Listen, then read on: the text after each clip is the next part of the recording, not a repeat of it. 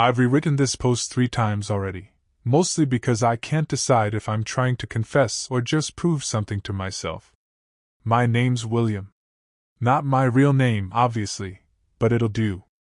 I'm in my early 30s now, and for most of my life I've had this quiet, persistent belief that rules are just suggestions for people who aren't clever enough to bend them.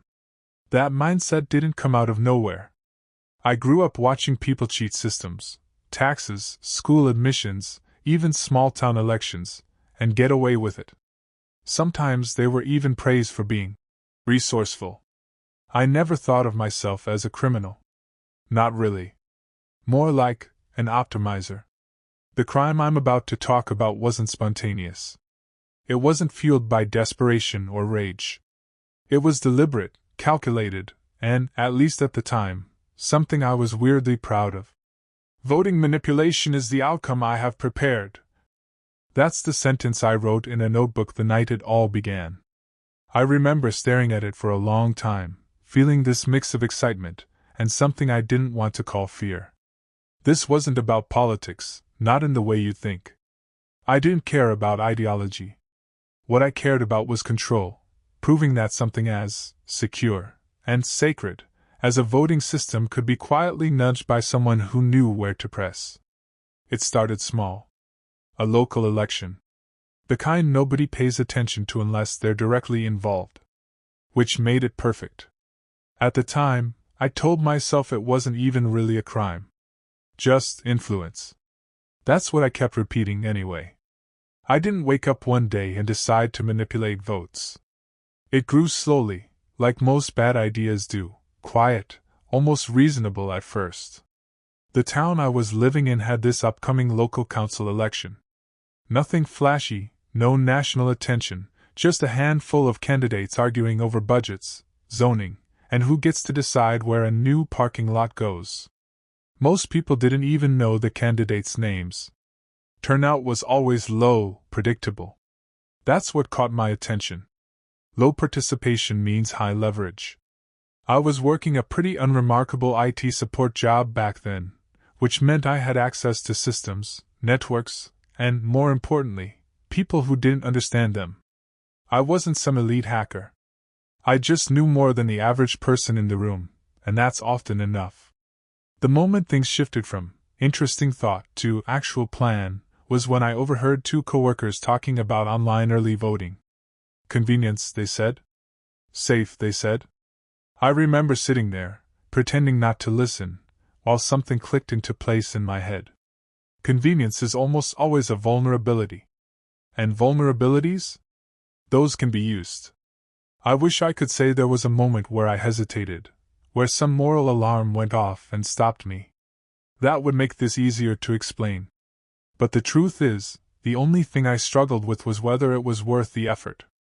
I started rationalizing almost immediately. It's a small election. 1 vote doesn't matter. People don't even care enough to show up. I built this whole internal argument where I wasn't undermining democracy. I was just exposing how fragile it already was. That's how it begins, I think. You don't call it wrongdoing. You rename it. I told myself I was running an experiment. Once I framed it that way, everything became technical instead of ethical. Systems, inputs, outputs. No victims, just variables. It was clean, detached, almost academic. But underneath all that, there was something else driving me, something less noble. I wanted to see if I could do it. Not theoretically. Not in some discussion forum. Actually do it. And not get caught. Once I committed, at least mentally, I shifted into what I do best, understanding how things work beneath the surface. I didn't need insider access. That's the misconception people have. Most systems don't break because of some dramatic breach. They bend under small, overlooked assumptions. I started with what was publicly available: guidelines, FAQs, the official election website. You'd be surprised how much information people give away when they think they're being transparent. The online voting system required basic identity verification, nothing extreme. A combination of personal data points that, individually, weren't secret, but together formed a kind of digital key. It was meant to balance accessibility and security. That balance? It's fragile. I spent nights sketching out the flow: registration, verification, vote submission. Where human behavior intersected with automation. Where people might reuse information, forget details, or trust prompts they shouldn't. I wasn't breaking anything yet. Just observing. But even at that stage I felt it, that quiet shift. The moment where curiosity stops being harmless and starts leaning toward intent. And I didn't stop. The next step is the one I still have the hardest time talking about, because it's where the line stopped being theoretical. Understanding the system wasn't enough, I needed access points. Real ones. That meant information tied to actual voters. Not hacking, not in the dramatic sense. Just collecting what people left exposed. It started with social media. People overshare without realizing it: birthdays, addresses, family names, even photos of official documents if you scroll long enough. Then came public records.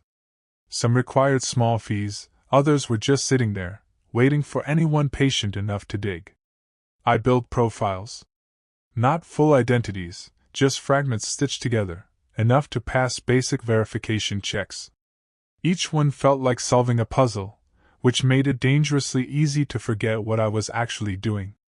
At one point, I paused and looked at the list I'd created.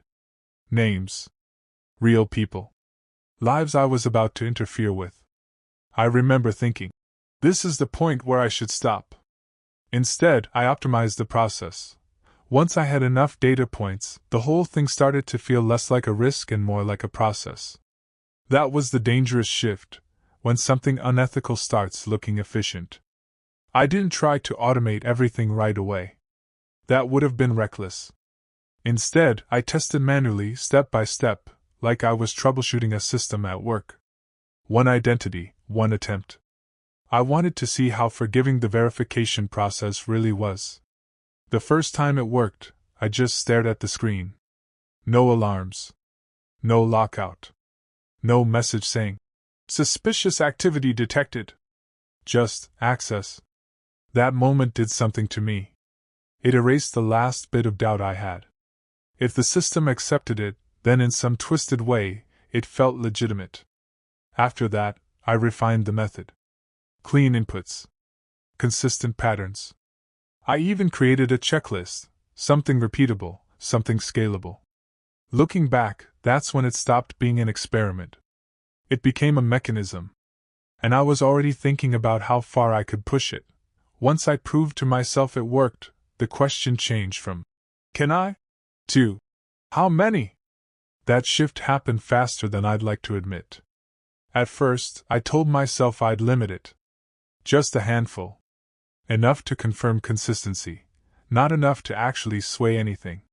That was the lie I needed to keep going. But systems like this, they reward repetition. The more I did it, the easier it became, and the easier it became, the less it felt like crossing a line. I started batching the process. Setting aside evenings, almost like shifts. Input, verify, submit. Over and over. I even tracked my success rate in a spreadsheet, which sounds insane now that I say it out loud.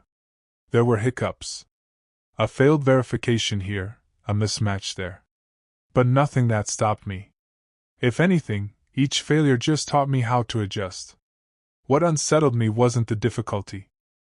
It was how routine it became. Like I'd turned something serious into just another task to complete. Up until that point, everything still felt oddly abstract. Numbers on a screen. A process. But there was one night, about a week before the voting window closed, when it all suddenly felt very real. I had been going for hours, longer than usual. Fatigue makes you careless, and I started noticing small things I'd ignored before. Slight delays in the system. A verification step that took longer than expected. Nothing obvious, but enough to make me pause. Then I saw it, a message I hadn't encountered before. Something about increased activity and additional confirmation. My stomach dropped instantly. It wasn't a lockout. Not yet. But it was different. For the first time, I felt exposed. Like I'd been moving through a dark room thinking I was alone, only to realize someone else might be in there with me. I sat there, staring at the screen, debating whether to stop. Instead, I adjusted. Slowed down. Changed patterns. And kept going. That decision, that's the one I replay the most. The system didn't catch me, not directly, at least. But people? People notice patterns long before systems flag them. It started with a casual conversation at work. Someone mentioned the election turnout seemed unusually high for early voting.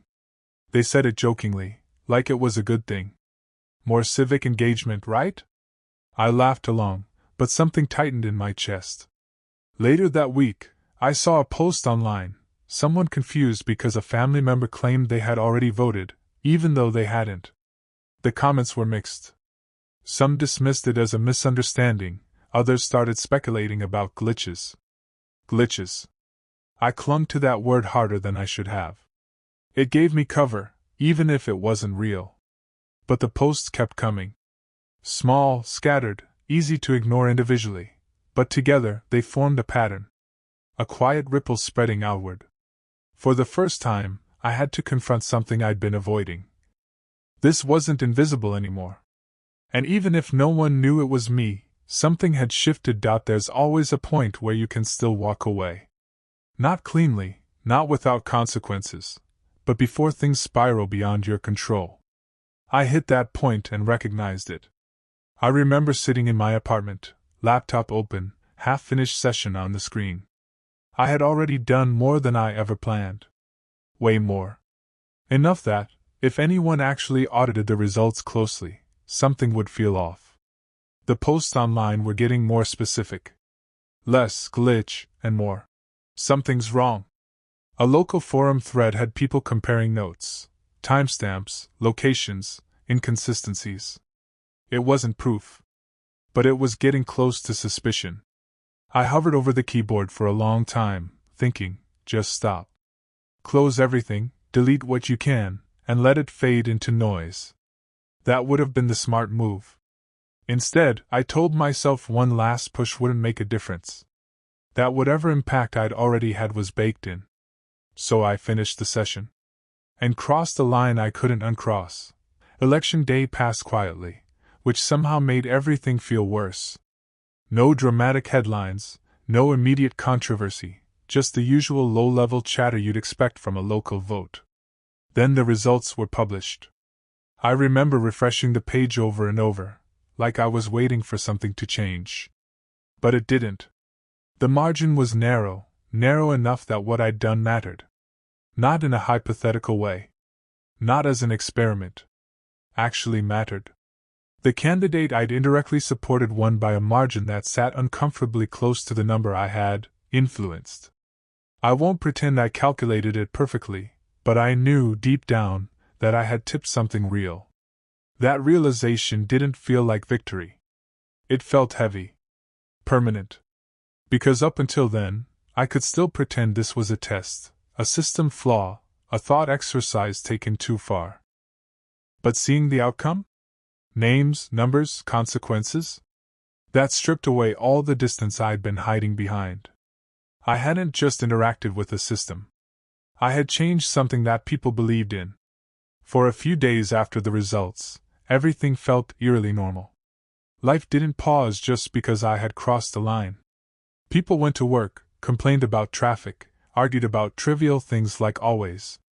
That almost convinced me I'd gotten away with it. Almost. Then the questions started getting louder. Local news picked up on the irregularities. Nothing explosive, just a segment about unusual voting patterns, and calls for a review. Experts were brought in, using careful language, saying things like statistical anomalies and potential vulnerabilities. I watched it alone, volume low, heart racing. Online, the tone shifted too. Those scattered posts from before? They started connecting. People comparing experiences, noticing overlaps, pushing for answers. It still wasn't pointing at me. Not directly. But it didn't need to. The story was growing, and I could feel the space around me shrinking. Every headline, every comment, every quiet suspicion, it all pressed in, making it harder to breathe normally. That's when I realized something important. Getting away with it isn't the same as being safe. Panic doesn't hit all at once. For me, it came in waves, brief moments where I felt almost calm, followed by this sharp, sinking realization that I had left traces. Not obvious ones, but enough. I started going back through everything. Files, notes, the spreadsheet I'd kept like it was just another work project. Seeing it all laid out like that made me feel sick. It wasn't abstract anymore. It was documented intent. So I began deleting. Not just dragging things to the trash, but wiping, overwriting, double-checking.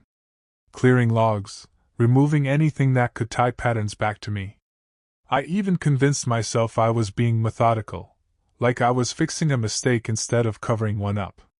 But the more I erased, the more paranoid I became. What had I missed? What couldn't I see? I started avoiding conversations, keeping interactions short, analyzing every question people asked me like it might be a trap. No one accused me. No one even hinted. But that didn't matter. Because by then, I had already started suspecting myself of being found out. Weeks passed. Then months. No knock on the door, no official inquiry with my name on it. The investigation, at least publicly, stalled into the usual language. Ongoing review, no definitive conclusion. Eventually, people moved on. But I didn't. That's the part no one tells you. Even if you get away with something like this, it doesn't reset you back to who you were before. It rewrites how you see everything. I started noticing systems everywhere, how fragile they are, how much they rely on trust, on people not pushing too hard. And instead of feeling clever, it made me uncomfortable. Like I'd seen behind something I wasn't supposed to. Social situations got harder too. Anytime someone mentioned politics, fairness, or even just voting, I'd feel this tension build in my chest. I stopped engaging. It was easier to stay quiet than risk saying something that might reveal too much, or worse, sound like I was justifying it. I wasn't caught. But I also wasn't free of it. If you've read this far, you're probably expecting some dramatic ending, an arrest, a confession to someone in my life, some kind of closure. There isn't one. That's the truth. I got away with it, at least in the legal sense. But here's what I didn't expect. The version of me who did this didn't disappear after it was over. He stuck around. Every time I make a decision now, there's this awareness. You're capable of crossing lines if you justify it well enough. That's the part that lingers. I used to think intelligence was about finding loopholes, about seeing what others missed. Now I think it's more about knowing when not to use that ability.